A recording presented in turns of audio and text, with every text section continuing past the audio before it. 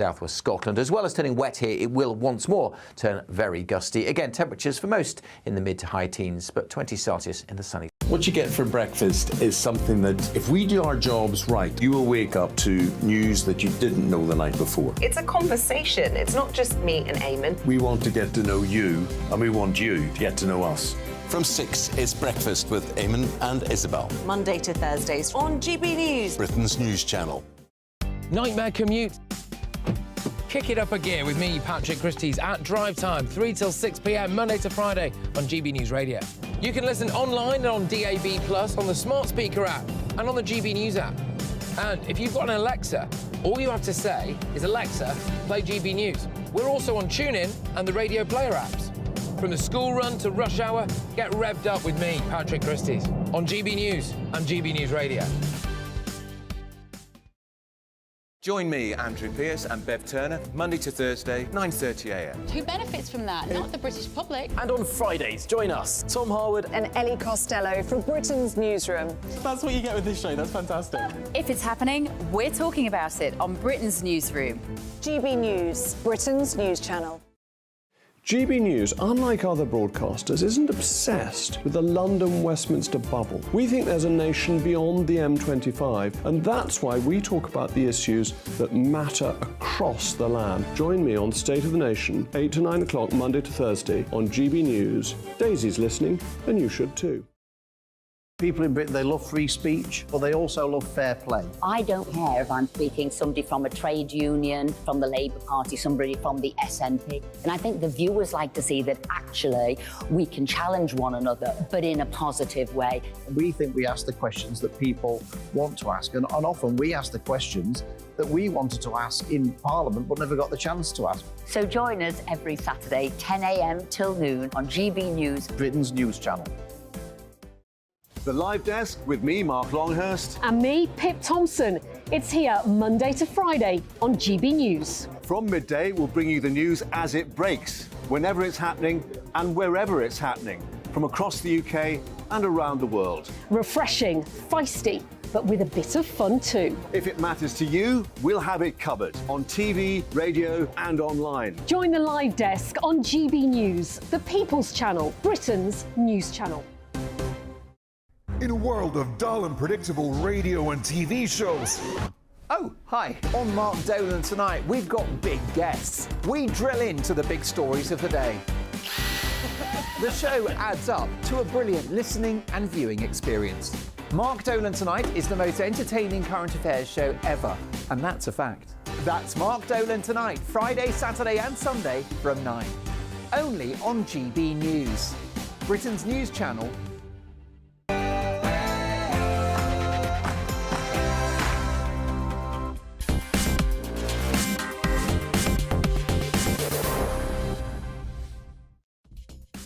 And a very good evening. Welcome to Farage on GB News. It's my last evening standing in for Nigel this week. He's back on Monday, but we have a full-on, action-packed, slightly controversial show for you. Knife crime. Is it time for mandatory sentences for just for carrying a knife? I think it may well be. Then we move on to, of course, to working from home. The big debate there, productivity collapsing. But what about childcare costs if you go to the office? And why is football hooliganism on the rise again? I thought we'd sorted all of that stuff. And you will not want to miss the What the Farage. I thought we'd left the European Union. We've done Brexit. But guess what? The European Court of Justice is still fining us. But first, it's the news with Polly Middlehurst.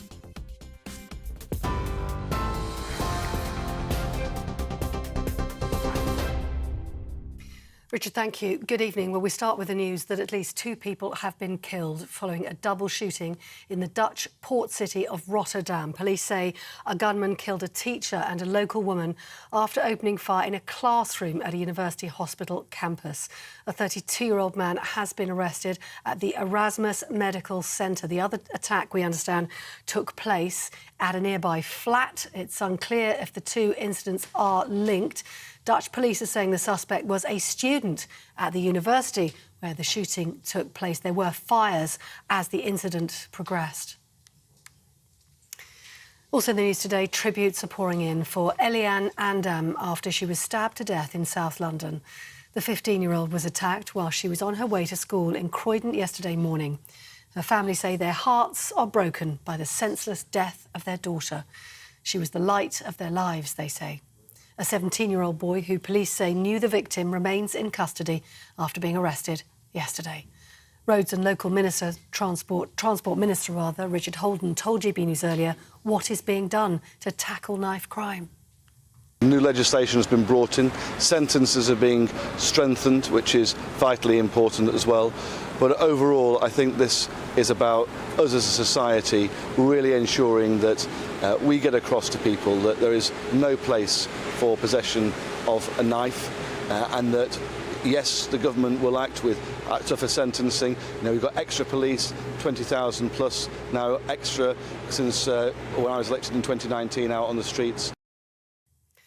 GB News understands that Tunisian people smugglers have now begun preparing small boats to launch into the sea tomorrow. Strong winds in the Mediterranean have prevented any crossings to the southern Med for more than a week. More migrant boats are expected to arrive on the Italian island of Lampedusa tomorrow, though as weather conditions improve. This morning, a group of human rights lawyers and other officials visited the island to understand the impact of the crisis there. Sir Michael Gambon has been remembered as a magnificent trickster and the loveliest of legends following his death at the age of 82.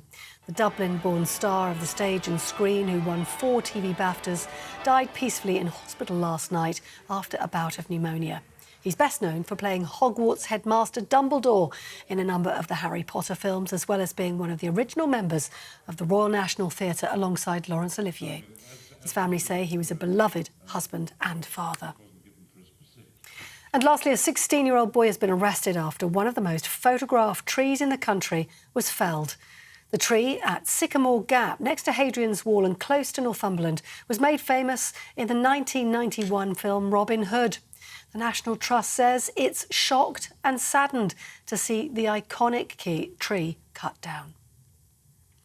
You're with GB News across the UK on TV, in your car, on digital radio and on your smart speaker by saying play GB News. This is Britain's news channel.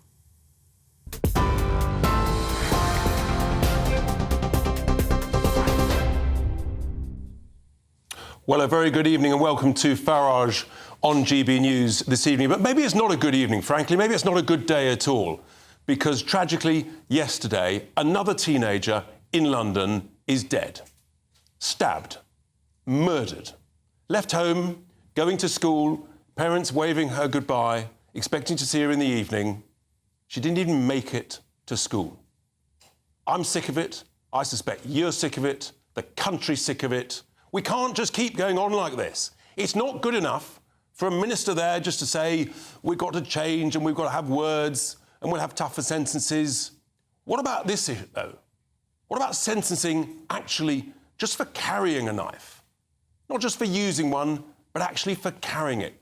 It's time to do something different. If you always do what you always did, guess what? You'll always get what you always got. And that's why my question to you, watching and listening at home, should people be jailed just for carrying a knife? And then also a second question, if so, for how long? Email me, farage@gbnews.com, or tweet the hashtag Farage on GB News. Well, I'm delighted to have two fantastic guests to debate this in the studio. Norman Brennan, well known to the channel, retired Met Police officer and director of Law and Order Foundation, and also Ken Hines, former chair of Haringey's independent stop and search monitoring group. These are two great guests who know this subject as well as anybody. I'm going to turn first to Ken. Thank you for being with us. Look, you know this subject well, Ken. We can't keep going on like this. We've got to do something different. Surely we've got to think, OK, sentencing, it's not working. Stop and search at the current levels, it's not working. We've got to do something radically different, Ken, if we're going to get radically different results. We've got 13 teenagers this year alone, Ken, dead.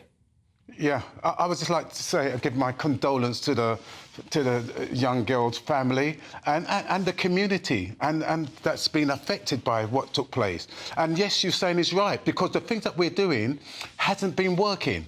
We're mentioning, yes, in the combination, you may get a better result. But what I find does work better is, first of all, we've got to bring the schools in, because these youngsters are spending a lot of time in schools, and so they've got the most kind of influence on these youngsters. And I want to know, what are they doing about growing their emotional resilience or building their intelligence? My thing is just simply this. If we don't do a triage of different things coming in, where we've got mentors, but I won't call them mentors because that's got a stigma to some youngsters. I call them aunties and uncle, an extended family, people that can work with these young people and win their trust and get their confidence so that we can get in there early. I mean, you've got a lot of experience with this. You've negotiated with gangs, you've worked with the police, you've won awards on this, which is all fantastic and clearly part of the whole process. But it's not enough on its own, is it, Ken? Not at all. And we've got to get tougher. And let me say this much here. I'm sorry to say, I'm more triggered by what takes place because, again, it's a black young girl and another black man, that's a youngster that's involved. So, as both as victim and perpetrators, I would like to see people in my community showing their rage and their anger and disappointment when people in my village do this to another youngster. We need to step up. We need them out there. We need them showing the disapproval in public, the same way that they do with the police. We need to have more people coming out and doing it. But anybody, in my view, who carries a knife, frankly, we've got to say, if you carry a knife, you're caught carrying a knife, Norman, that's it. You're off the streets, you're taken away, and you could be away for quite some time. We can debate the length of sentences. You and I have spoken on this before. Where are you now on this issue? I agree. Just to clear up a point, I'm here representing Protect the Protectors, which is a voice for the whole police service, not the Met. But what I will say is this, is that 20 years ago, as a serving police officer, after I was stabbed myself and I saw so many stabbings around, I went up to number 10 and I handed a letter in to Tony Blair and I said that we need to crack down on knife crime. And I said what we need to do is have mass stop and search. I know it's unpopular between certain communities, but it was important, it was effective. It wasn't the only tool in the book. And the most important thing there was that we needed to send out a very strong message to anyone that walked on the public highway with a knife without lawful authority or reasonable excuse. And if you were found with that knife, it would be a minimum of 5 years imprisonment. And in the 20 years since I handed that letter in and have campaigned tirelessly, nothing whatsoever. Rich Holden just said there that there were more police officers. We do not have any more police officers and no sentencing. I'm sick of this sort of waffle from ministers. I really am. I want action. I mean, just look at this graphic on the screen. For those of you who are listening, this is showing from about 2011 and 12. This is knife offences that have increased. They've almost doubled over about a 6-year period until 2020, when obviously we had COVID. And I think that coincides with a reduction, Ken, in stop and search. I know it's a very controversial issue, but is there a link between the increase in knife offences and the reduction in stop and search until I think about 2018-19? I'll tell you what, there's a link. There's a link between how the police carry out their function around stop and search and the lack of trust and confidence that we find in the black community. Now, just remember, even if we are disproportionately stopped and searched, we are probably disproportionately represented as both victims and perpetrators of knife crime. And that's the biggest tragedy. And my thing is that they've got to find a way of reaching out to that community to get the intel, because people would be associated by those who's carrying knives to give up the intel. You're not going to get that when you are using force, excessive force, on innocent people going about their normal duties, because you can't tell the difference between a good guy and a bad guy. All you see is a black boy, right? And so therefore, that's to step up and to put handcuffs and to disrespect them. You've been saying this for years, and you've got experience of it, but it's not sorting it. I mean, I'm looking at what should we do? Should we have a sort of similar policy to the sort of broken windows policy in New York in the early 90s, where actually you've got to, right at the grassroots, you've got to make it clear to everybody, of whatever skin colour, if you carry a knife, right, unless, frankly, you're a chef, then we'll have I mean, treble, quadruple stop and search for a year. You get caught carrying a knife, you're off the streets, you're gone. Let me say this much. The current level of stop and search, and this has been for the last 10, 15 years, has shown less than 3% actually around weapons, and particularly around knives. So they've got a low return on a hit rate, on a positive hit rate around getting knives. And my thing is simply this: if they could justify intelligent-led stop and search, which would give us a better result that the public can see to get the public a better result, I'd be all in favour. But right now, they've got the Met Police are in crisis, and my thing is it's a lack of confidence not only in the black community but all communities. Yeah, but Ken, of course, it's not actually just the Met Police. Unbelievably, we all think it's really bad in London, but actually the statistics are much, much worse in the West Midlands. In what regard? With regard to knife crime, knife offences per 100,000 of the population, I think it's about 20% worse in the West Midlands, knife offences, than here in London. So it's not just the Met Police, it's other forces. And therefore, maybe in London they concentrate on the disproportionality with black youngsters that may carry in knives. But in the Midlands, that can't be the case. In the Midlands, then you'll find it's a different thing altogether. Norman, you'd have mandatory sentences for just carrying a knife. It'll be interesting after the break just what the audience think, and if so, how long. Can I have a say, please, Go for Richard? it. Right. Let me just correct some narratives. Since 2009, there were 1.5 million stop and searches. Because of the outrage by certain sections of the community, normally black sections of the community, that reduced last year to 500,000. Knife crime, gun crime has gone through the absolute roof. Do you know... Let me just correct a narrative, and it's about time someone from within policing told Britain the truth. Black people are not stopped because of the colour of their skin. They are stopped because police follow the statistics. The statistics state that in London, some 70% of all murders are normally committed by young black men on other black men. So the reason why police stop and search so many black suspects is because 70% are responsible, either the victim or the offender, for those crimes. So who does the black community expect us to stop? It's not a point of we'll go 50-50 with a white community. We follow the statistics, and it's about time the black community took some responsibility for the appalling behaviour of some in their community, rather than blame the police and frustrate us because the families that have had somebody murdered plead with us to do something about it. When we do, and it's the communities as well that want us to do something about, other sections of the community frustrate us by accusing us of doing something that we're not doing. How long would you have as a mandatory sentence, Norman? For 5 years minimum.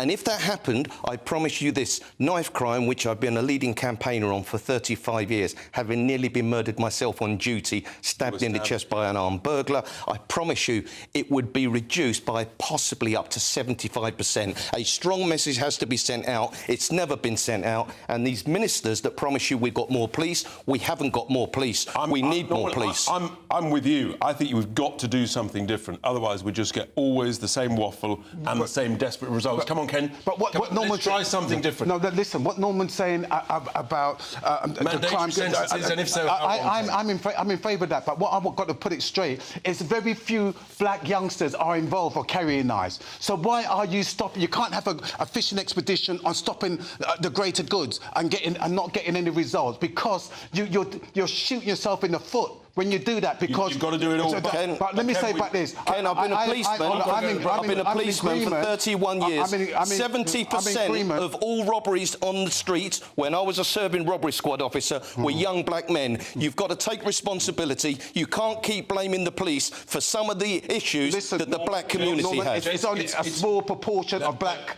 people, black youngsters are involved in it. People are still dying. We've got to do something different. That's my question, folks. It's got a bit warm and heated in here because this is such a desperately important and emotional issue. What do you think? Mandatory sentences just for carrying a knife? And if so, for how long? I want your answers on that. And also the next issue we're going to be talking about, something completely different, working from home. Productivity collapsing, but maybe people are saving a load of money. We'll get your thoughts and your views with that debate here on Farage on GB News. What you get for breakfast is something that, if we do our jobs right, you will wake up to news that you didn't know the night before. It's a conversation. It's not just me and Eamon. We want to get to know you, and we want you to get to know us. From 6, it's Breakfast with Eamon and Isabel. Monday to Thursdays on GB News, Britain's news channel. Nightmare commute. Kick it up a gear with me, Patrick Christie's, at drive time, 3 till 6 p.m, Monday to Friday on GB News Radio. You can listen online and on DAB+, on the smart speaker app and on the GB News app. And if you've got an Alexa, all you have to say is, Alexa, play GB News. We're also on TuneIn and the Radio Player apps. From the school run to rush hour, get revved up with me, Patrick Christie's, on GB News and GB News Radio. Join me, Andrew Pearce and Bev Turner, Monday to Thursday, 9:30 a.m. Who benefits from that? Not the British public. And on Fridays, join us, Tom Harwood and Ellie Costello from Britain's Newsroom. That's what you get with this show. That's fantastic. If it's happening, we're talking about it on Britain's Newsroom. GB News, Britain's news channel. GB News, unlike other broadcasters, isn't obsessed with the London-Westminster bubble. We think there's a nation beyond the M25, and that's why we talk about the issues that matter across the land. Join me on State of the Nation, 8 to 9 o'clock, Monday to Thursday, on GB News. Daisy's listening, and you should too.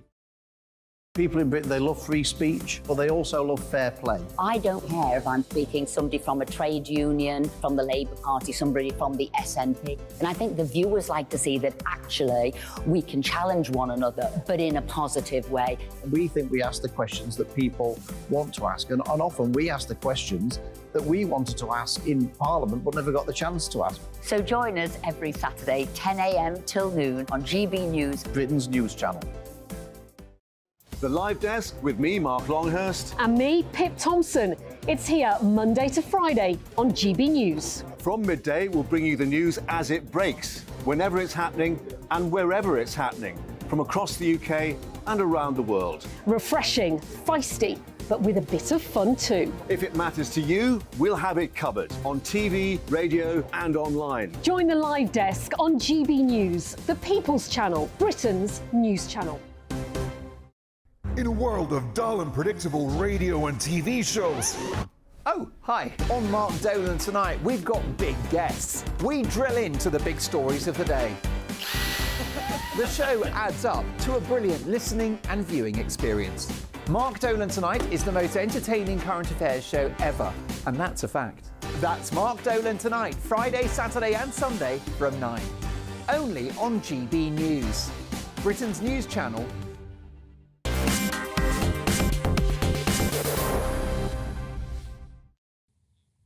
Welcome back to Farage on GB News. Well, that was a feisty, fiery debate about such a desperately important issue, so sensitive, so difficult, but it's just not good enough. We cannot go on like this. Teenagers lying on slabs. It's just completely unacceptable. Kenny says, and thanks for all your comments coming in, Kenny says, caught with a knife, instant 5 years, and you do the 5 years nothing shorter. If you use the said knife, instant life sentence, and life means life. Kenny is not mucking about. Then don't know what to do with the time. Don't carry, don't use a knife, you won't end up in jail. Alison says, instead of sending knife-carrying kids to prison, maybe make them do national service. This will turn out disciplined, respectful, useful members of society rather than providing them with further criminal training in prison. Very thoughtful observation there, Alison. But really, will it really stop it? Is it enough? Claire says, London is completely out of control with Sadiq Khan. He, of course, has been mayor for the last 7 years. Knife crime, rioting, looting shops, murders, drugs. And all he seems to care about is climate change and ULEZ. But let's remember, London's not the worst. The data's actually worse in the West Midlands. For me, I think we've got to do something different. We have to be brave enough to try something different, for heaven's sake. If you just keep doing the same thing, you'll always get the same results. For me, I think it's got to be mandatory. You're taken straight off the streets. You have a very instant trial, hearing, and then you are taken away for a number of years. Norman Brennan there, he was saying 5 years. I'm with him. I think it's got to be significant. I think you've got to take people off the streets, and then actually their friends, colleagues, they'll learn. they don't want to be taken away for 5 years. Big topic, difficult subject. Something that hopefully is a little easier, but also has caused a little bit of controversy in recent months, in the last couple of years since COVID, is, of course, the whole issue of working from home, which became, well, it was obligatory, basically, if you could, during the whole COVID lockdown process. And then, actually, it seems to have carried on in many, many firms, particularly in the public sector. And actually, for some people, it works. Some office workers are actually saving a huge amount of money if they stay at home in commuting costs and childcare costs. But what about productivity? Well, I'm delighted to be joined in the studio by Amanda Lennon, employment lawyer and HR advisor. Amanda, great to see you effectively in our office talking about this issue. But tell us about yourself, because actually you're an HR director. You primarily work from home? Yes, I do. I'm now self-employed, so I have a little more flexibility than I might do if I worked in a permanent role with an employer, but because I'm able to pick the work that suits me. And when I'm doing that, I can decide, is it going to fit around my childcare commitments? Absolutely. So you're saving on childcare costs, which is understandable if the children are at school and things. But if the kids are at home, does that then feed into the concerns about productivity? You've got noisy kids either in the same room or the room next door, then that ain't going to help your output, is it? I can see that. I think it depends how old they are. So the younger the child, I think the more potential for disruption if you're on a Zoom call, perhaps. But I think it depends on the employer's culture, how much flexibility they're willing to give in that sense. And I do think that a feature we have in our workplaces now that we didn't have pre-COVID is hybrid working. So I think... Yes. OK, so hybrid working. And your particular speciality, HR. Now, I could argue this both ways. Maybe as HR, you should be actually sort of front of house, knowing all the team, talking to people face to face. I get all that.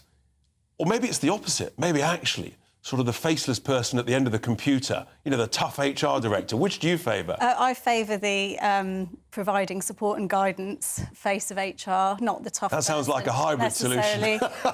You know, if a client wants me to be at an office, then I can make arrangements to make that work.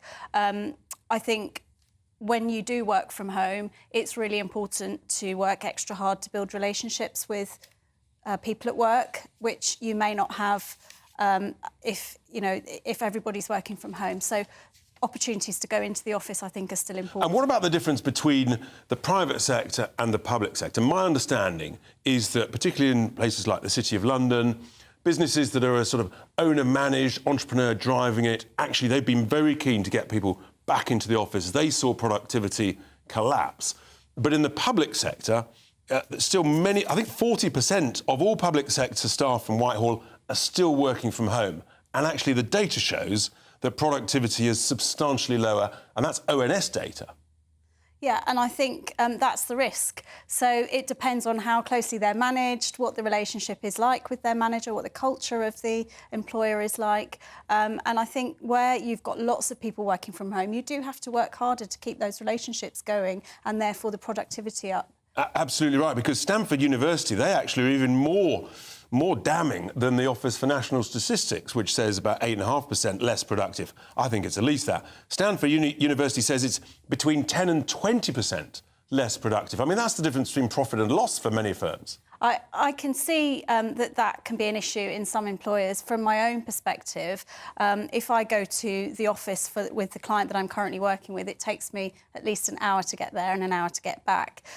When I'm working from home, those hours are spent working. Yeah, in addition to the other hours in the day. And I'm interested in that hybrid solution. But also, what about the responsibility amongst older workers who might have the benefit of a slightly larger house? They might have a spare bedroom or something that they can turn into an office or a study, whatever. But actually, they've got a responsibility to younger workers who want to get into work. They want to experience that creative brainstorming, the mad ideas, the bad ideas, the good ideas, and also the social interaction. That's an important part of this, isn't it? I think it's really important, particularly the earlier you are in your career, because, you know, I've built my career working in offices, travelling around the country, meeting various different people at work.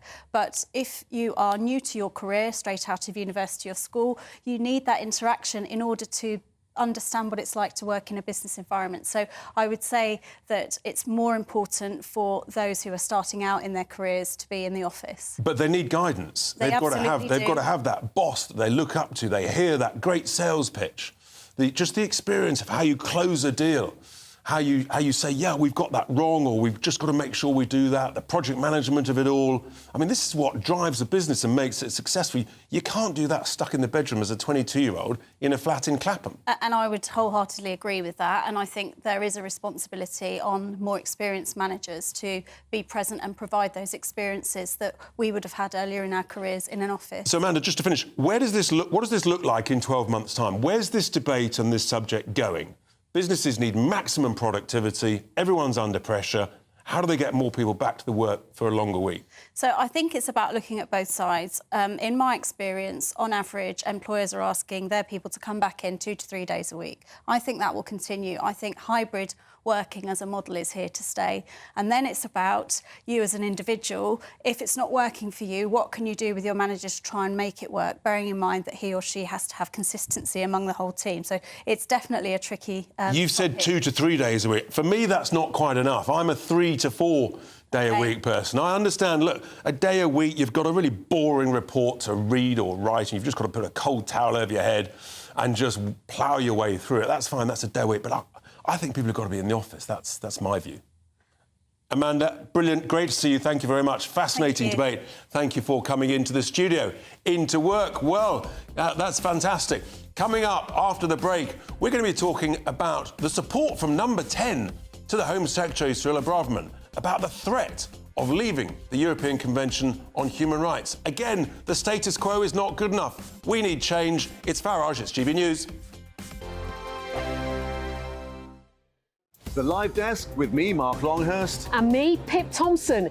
It's here Monday to Friday on GB News. From midday, we'll bring you the news as it breaks, whenever it's happening and wherever it's happening, from across the UK and around the world. Refreshing, feisty, but with a bit of fun too. If it matters to you, we'll have it covered on TV, radio and online. Join the Live Desk on GB News, the People's Channel, Britain's news channel.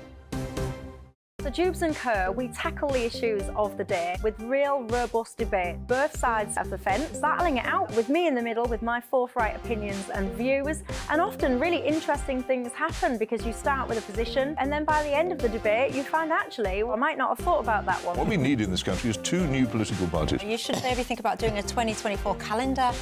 I'm Michelle Dewberry and I'm keeping you company right through until 7 o'clock this evening. GB News, the People's Channel, Britain's watching. People in Britain, they love free speech, but they also love fair play. I don't care if I'm speaking somebody from a trade union, from the Labour Party, somebody from the SNP. And I think the viewers like to see that actually we can challenge one another, but in a positive way. We think we ask the questions that people want to ask, and often we ask the questions that we wanted to ask in Parliament but never got the chance to ask. So join us every Saturday, 10 a.m. till noon on GB News, Britain's news channel. In a world of dull and predictable radio and TV shows. Oh, hi. On Mark Dolan tonight, we've got big guests. We drill into the big stories of the day. The show adds up to a brilliant listening and viewing experience.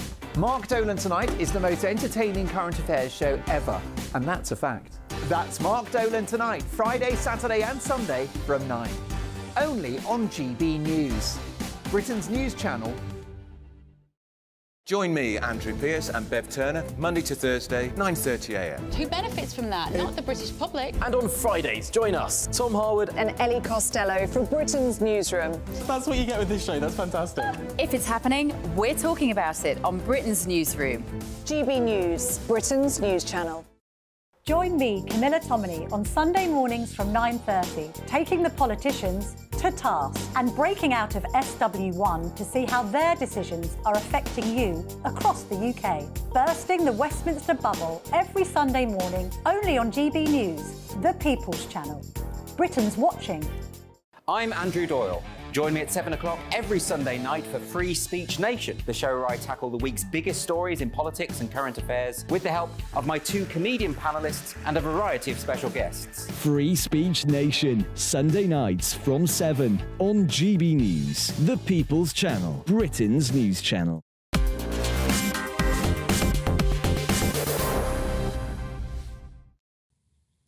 Welcome back to Farage on GB News. Well, the Home Secretary has certainly been in the news this week with some very strong words, tough action, and indeed, possibly tough, serious threats. And now it turns out that number 10, the Prime Minister, is actually supporting her in the potential threat to leave the European Convention of Human Rights if they actually meddle with our plans to deport illegal asylum seekers, illegal migrants, from the UK to Rwanda. This is, of course, the case that's going to the court on October the 9th. The ruling may not be until November, but it does seem it's a bit of a warning shot from the Home Secretary to the judges in Strasbourg to say, we're the United Kingdom, we've left the European Union, please don't meddle in our sovereign affairs. Well, it's a big topic and it's very controversial. I'm delighted to be joined down the line by Richard Young, Senior Solicitor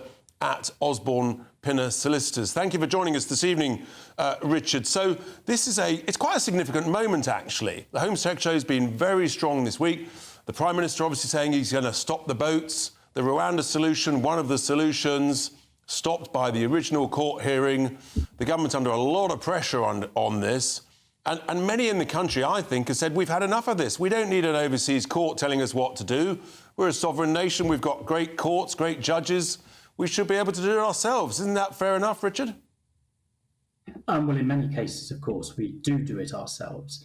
You've indicated that the Court of Appeal was with the government in terms of the outcome on Rwanda, and we'll find out next month what the Supreme Court decides.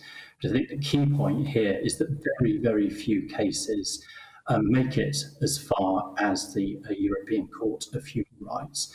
And there is a filter before cases can go to that court, whereby weak, unmeritorious cases are filtered out. I mean, this court's been in existence since 1959, and since that time, so a period of time, decades, 563 UK cases have been admitted, and in only 327 of those, they've been found to have been a violation of human rights at any point. So I think the concerns about this court are more apparent than real in practical terms. Look, those stats are all well and good, but we've got a seriously strategic issue of national importance. We've got a crisis of illegal migration across the Channel. The government is mandated by the people to stop this, and the government is being stopped by a foreign court. And the British people are saying, enough, we're done. We don't want foreign judges telling us what to do. And I think that's fair and reasonable, isn't it? I mean, we should rely on our own Supreme Court. You know, we had that judge when they made the decision literally overnight to essentially to prevent the Rwanda scheme going ahead. And that's essentially completely derailed the government's strategy.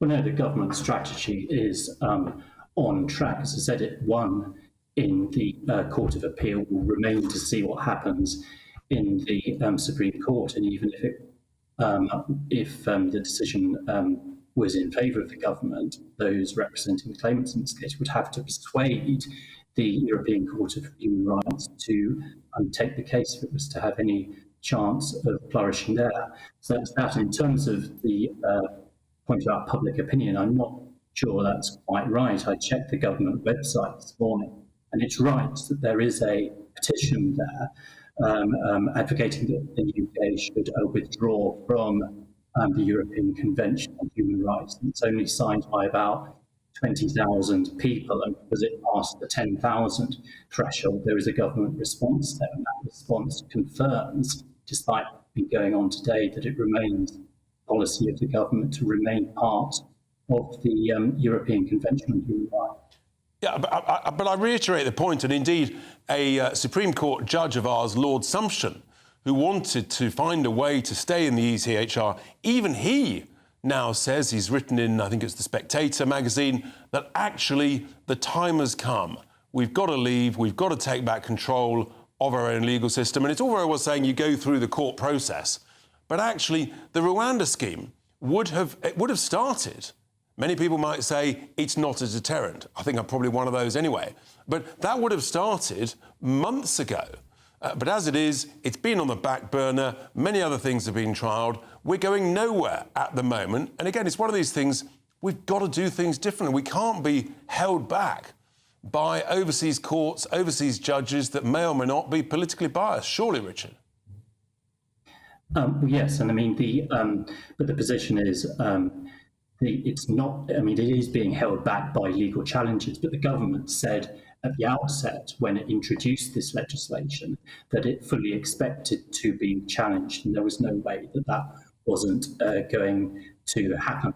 The groundbreaking and very significant nature of what the government's proposing. So it is going through due process. That's to be expected to happen. And of course, the government has won in the Court of Appeal. And the reason why it's been successful is because it has put in the way it's negotiated this agreement with Rwanda, safeguards it says is sufficient to allay any concerns the European Court of Human Rights might raise if it got to that stage, and indeed to allay any concerns that domestic courts, which also have to enforce protected rights under the Convention as a matter of domestic law, allay any concerns that they raise too. And of course, as the outcome in the Court of Appeal has shown, the government, by and large, won. And you're a lawyer, you've got a legal mind. Put yourself in the shoes of one of the judges in the European Court of Human Rights. If you sort of hear this threat coming from the United Kingdom and you've got this case in front of you, would that influence your decision at all? Would you say, well, this could undermine the whole process if I rule the wrong way? Or would you actually think the opposite? No, that's going to wind me up. I don't want to be threatened. I'm the top of the legal tree. No, of course, the judiciary will deal with it fairly. But in relation to this sort of whole foreign court point, I wouldn't entirely sort of agree with that, because the UK was very much in the vanguard of framing the convention in the beginning of the 1950s, and our whole human rights legal code goes back to the time of the Magna Carta. So this isn't new.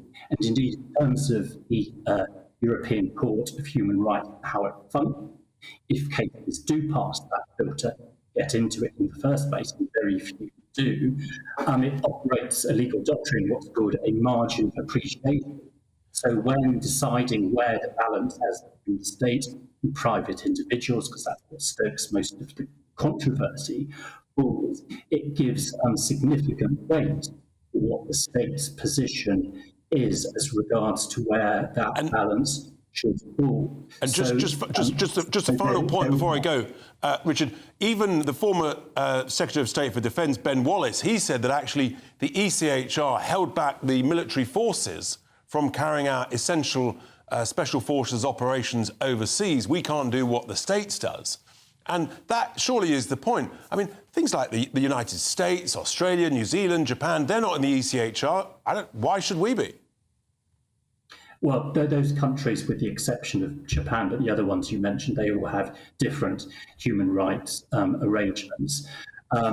In terms of the judiciary, there are particular concerns very much to the fore there, and that can be dealt with by introducing, for example, legislation as to deal with how judges deal with the balancing exercise in terms of the rights of the state and private individuals that dealt with that way. And of course, as I was saying, in the context of Rwanda, the government is very aware of the need to ensure that what it does, how the military operates, is done in a human rights compliant way. So I actually think that's one of the good things that the European Convention and the incorporation of it, law, human rights has done, because it makes the state more alert to avoiding these difficulties. I think we're plenty alert, that is for sure. And I think we're alert to the dangers of it. But Richard Young, thank you so much for joining me on Farage on GB News. It is a big topic. It's a very controversial topic. There seems to be a lot of controversy around at the moment. Talking of controversy, you're not going to believe this. The What the Farage moment this week. I'm so glad Nigel's not here. He might explode at this, literally. Yes, the European Court of Justice, another European court that, frankly, I thought we'd left the European Union. They've decided to fine the UK 32 million euros over some very marginal, minor, they call sort of technical infringement in Northern Ireland. And they increased the size of the fine to cover the whole of the UK to set an example. Thanks a bunch. Unbelievable. I mean, that's why we got so cross about all of this. We shouldn't be, 3 years later, subject to the ECJ. This is even more unbelievable. The SNP, bless them, they want to leave the United Kingdom. They want to go back into the European Union. They've now had to come to Westminster. Rather tongue-in-cheek, excuse me, Westminster, we've been overfined by Brussels that we want to go back and join. Could you sue Brussels on our behalf to reduce the degree of the fine? I mean, it's just absolute, complete and utter madness. This is to do with farming fines in the farming industry, and the SNP think that they've been overfined. Completely extraordinary. There we are, two unbelievable What the Farage moments that drives me mad. I suspect if you're a Brexiteer, it'll drive you mad. And as for Nigel, you know what he'll do. Absolutely. Well, coming up after the break, we're going to be talking about another big, spicy, fiery debate in America, the Republican debate, the primaries, and the response of Donald Trump. Here we are.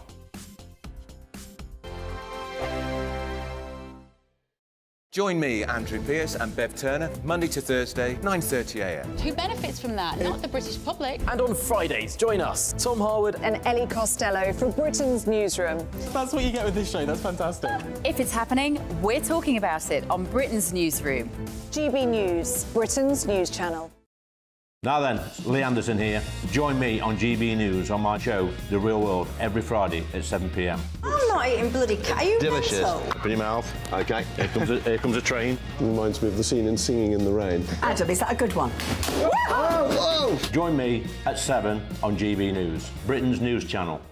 Join me, Camilla Tominey, on Sunday mornings from 9:30, taking the politicians to task and breaking out of SW1 to see how their decisions are affecting you across the UK. Bursting the Westminster bubble every Sunday morning, only on GB News, the People's Channel. Britain's watching. Join us every night on GB News at 11 p.m. for Headliners, which is 3 top comedians going through the next day's news stories, which is exactly what you need, because when the establishment has gone crazy, you need some craziness to make sense of it. So join us 11 p.m. every night on GB News, the People's Channel, Britain's news channel. I'm Andrew Doyle. Join me at 7 o'clock every Sunday night for Free Speech Nation, the show where I tackle the week's biggest stories in politics and current affairs with the help of my 2 comedian panellists and a variety of special guests. Free Speech Nation, Sunday nights from 7 on GB News, the People's Channel, Britain's news channel.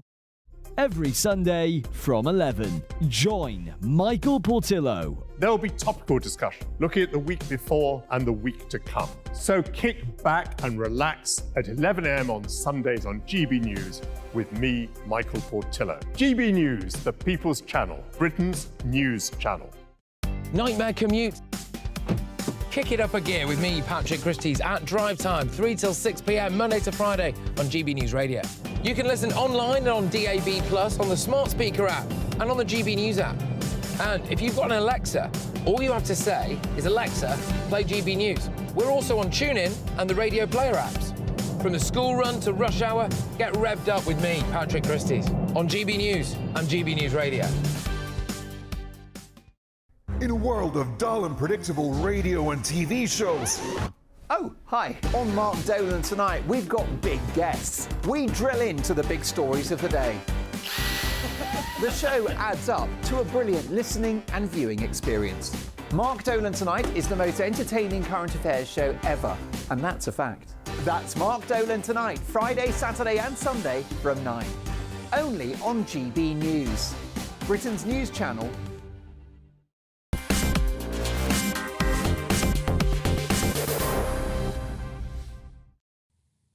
Welcome back to Farage on GB News. Well, over in the United States of America, we've just had yesterday the second of the debates between the hopeful Republican nominee candidates. 7 of them, they did battle. Let's just hear a few of the special clips before we debate this with Donald Trump's pollster, John McLaughlin. Watch this. And I want to look at that camera right now and tell you, Donald, I know you're watching. You can't help yourself. I know you're watching, okay? And you're not here tonight, not because of polls and not because of your indictments. You're not here tonight because you're afraid of being on the stage and defending your record. You're ducking these things. And let me tell you what's going to happen. You keep doing that, no one up here is going to call you Donald Trump anymore. We're going to call you Donald Duck.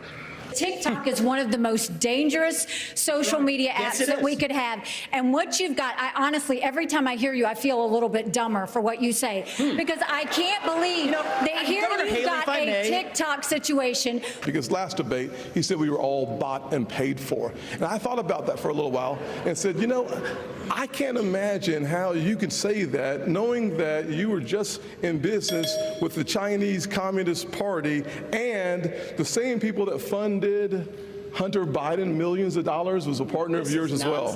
It's not nonsense. So look, here's what I want to respond. These are good people who are tainted by a broken system, and it's not the fault of anybody who's in politics. Some of us are tainted. Excuse me. Thank you for speaking while I'm interrupting. While I'm speaking.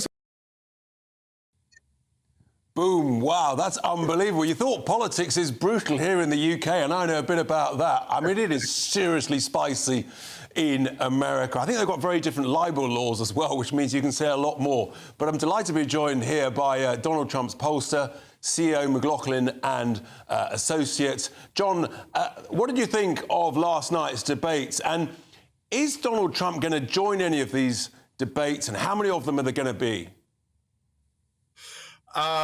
You know, it's interesting. At the end of the day, that's up to Donald Trump. But, you know, that's been the crazy part. We've had 2 debates now. And if you look at the 2 debates, both Democrats and Republicans have been saying post both debates that the real winner of the debates is Donald Trump. I mean, he's the one that's come out far and away on top.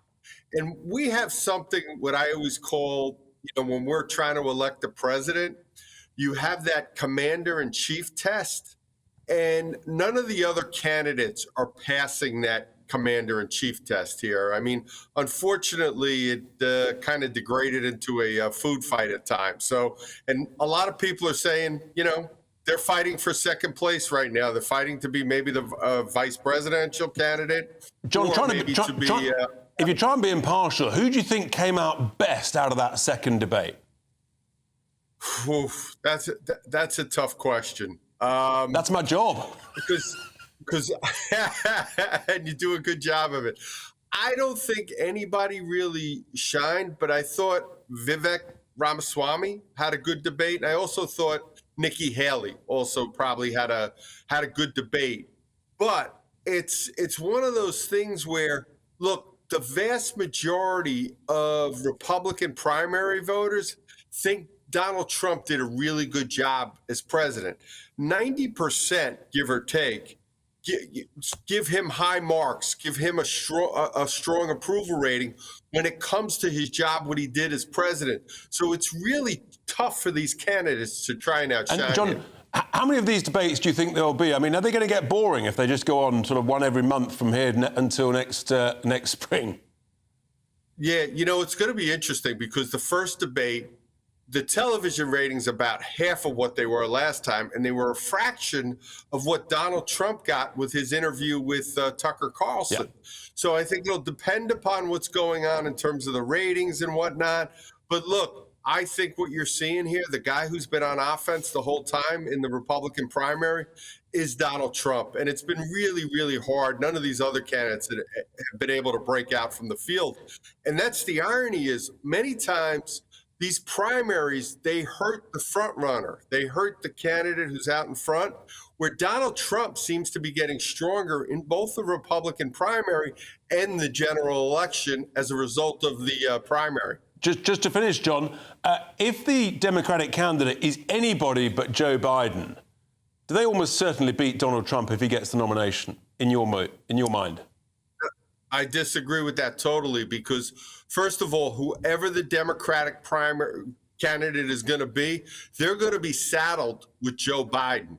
And the truth is, the majority of Americans give Donald Trump a positive approval rating. They think he did a good job as president. And even the exit polls 4 years ago, when Donald Trump didn't win, he had a 51% job approval rating with those voters. Yeah. Jim, thank you so much indeed for your thoughts. Sorry for calling you John earlier. Jim McLaughlin, that's great. Donald Trump's pollster, his thoughts on that. Fascinating what's going to happen over the coming months. Well, from a fairly spicy, fiery Republican debates over there, another issue which is extraordinary back here in the UK is the rise of football hooliganism. Yes, there's been a significant increase in, it's the worst for 9 years. I think it's gone up some 10% or more. And you've got to say, why? What's going on? Well, I'm delighted to be joined by none other than a former football hooligan, Carlton Leach, author. Carlton, very good evening to you. You're a West Ham supporter. You've enjoyed football for decades. You were a member of one of the firms involved in football hooliganism. So what's going on? You know this better than most people. Why is the increase in the football hooliganism and disorder? Me personally, my thought on the matter is, I think it's what's going on in the world today, especially in England. We live in a society now where there's so much violence on the streets with gangs, knifings, violence. There's youngsters, frustration, they've got no money, they're angry, and I think they've gone back to the terraces to extract that anger, and they're using the terrorist violence as an expression to get rid of the anger of what's going on. That's it. So they've been left behind. Yeah, so you're really linking it to by the politicians in this country, and they're now showing their anger on the terror and making a statement. So you're linking it very much to people feeling worse off, cost of living, and also, obviously, I guess the COVID process, everybody being blocked up, all of that. Everything. The thing is, what you got to understand now. I'm 64 from my days. But some of these kids now who are fighting on terraces, they've got no money, they're struggling, they go to football, they're not in gangs. Everywhere you go on the streets of England now, there's gangs on street corners, there's violence, there's stabbings. The violence has increased intensely. And I think that their anger in having no money, no jobs and everything, and they're taking it to the football matches and they're expressing themselves on the terraces. Once again, Carlton, we need a proper deterrent. Yeah, you're blaming the politicians. Thank you, Carlton Leach there, author and former football hooligan, for his thoughts on why on earth football hooliganism is on the rise. It does seem to be particularly significant in West Ham, which has the most arrests.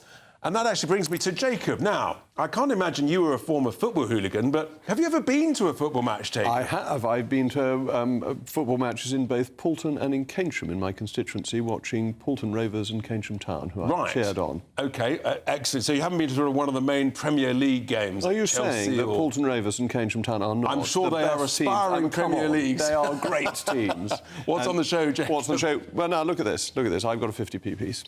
The European Court has demanded every one of us in this country hand this over. What? Even though we've left, because we don't tax our diesel going into pleasure boats correctly. And we left. And isn't this absolutely... We're going to be talking about these dreadful European courts that keep on bullying us, telling us what to do, and are going to pinch our money. And they're basically pickpocketing us to take 50p off every single one of them. And but the SNP, Jacob, now wants us to sue the European Union. It's unbelievable. Have a great show. I've enjoyed being with everybody. Next up, it's the weather. Good evening, I'm Alex Deakin. This is your latest weather update from the Met Office for GB News. Most of us will get wet overnight, some heavy downpours moving from west to east. Some gusty winds also picking up for a time, all thanks to this little area of low pressure. Could provide some very heavy rain over parts of South Wales in particular, so we do have a Met Office yellow warning in place here, but also parts of the Midlands and extending up towards Lincolnshire and across to Cambridgeshire and Norfolk in line for some quite heavy downpours, especially through the early hours. Further north and west, it will turn a little drier, with the exception being northwest Scotland, where it'll stay blustery with further showers. As skies clear, temperatures may dip to single figures, but most towns and cities will stay in double digits. Friday is by and large a fine day, but early on there will be some rain still over East Anglia and the southeast of England. It should scoot away fairly smartly. Plenty of showers packing in over the Highlands, the Western Isles and the Northern Isles, where it'll stay blustery. 1 or 2 showers will feed in on the breeze elsewhere, but for most it's a bright and breezy Friday. Good spells of sunshine, and in the south that'll feel quite pleasant with temperatures up to 21 Celsius, mostly 16 to 18 elsewhere. Saturday starts a bit chilly, but mostly starts fine and bright, and many central and eastern parts will stay that way. However, out west, cloud and rain will start to move into Northern Ireland, parts of North and West Wales, and then into northwest England and southwest Scotland. As well as turning wet here, it will once more turn very gusty. Again, temperatures for most in the mid to high teens, but 20 Celsius in the sunny spells in the southeast. What you get for breakfast is something that, if we do our jobs right, you will wake up to news that you didn't know the night before. It's a conversation. It's not just me and Eamon. We want to get to know you, and we want you to get to know us. From 6, it's Breakfast with Eamon and Isabel. Monday to Thursdays on GB News. Britain's news channel. Nightmare commute. Kick it up a gear with me, Patrick Christie's, at drive time, 3 till 6 p.m, Monday to Friday on GB News Radio. You can listen online and on DAB+, on the smart speaker app and on the GB News app. And if you've got an Alexa, all you have to say is, Alexa, play GB News. We're also on TuneIn and the Radio Player apps. From the school run to rush hour, get revved up with me, Patrick Christie's, on GB News and GB News Radio. Join me, Andrew Pearce and Bev Turner, Monday to Thursday, 9:30am. Who benefits from that? Not the British public. And on Fridays, join us, Tom Harwood and Ellie Costello from Britain's Newsroom. That's what you get with this show. That's fantastic. If it's happening, we're talking about it on Britain's Newsroom. GB News, Britain's news channel. GB News, unlike other broadcasters, isn't obsessed with the London-Westminster bubble. We think there's a nation beyond the M25, and that's why we talk about the issues that matter across